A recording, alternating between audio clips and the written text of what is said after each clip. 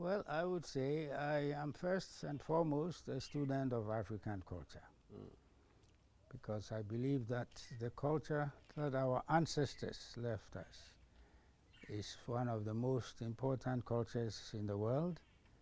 It is our culture that makes us who we are, and without it, we are just shadows, you know, following others, imitating others, not knowing precisely who we are, and just floating. But if we are to become a distinct people, a people with confidence, a people with a vision, then we must ground ourselves thoroughly in our culture.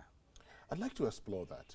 Why must we ground ourselves thoroughly in our culture? What is it about our culture that would set us on the path to development? Okay, I start with a proverb from the Congo. And as far as I'm concerned, all Africans are my ancestors. So I say, my Congo ancestors said, the man or the person who is in touch with his origins is a person who will never die. And so if we cling to our culture, if we stand firmly on our culture, we will never die. Okay, but let me just explore that also. Yeah.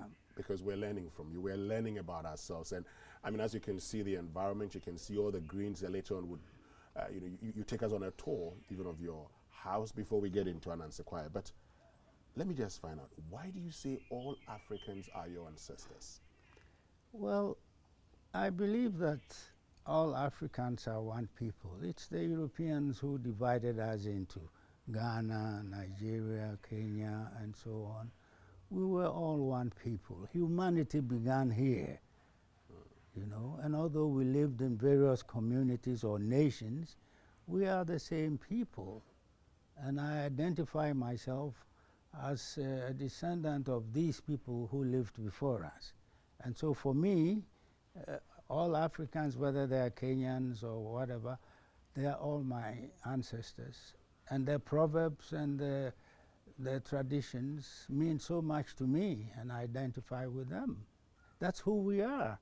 Politically, Nkrumah and the others were talking about Pan-Africanism, but mine is one of cultural unity of Africa. Because as I said, the whole world began here, and everything that we have today has its origins here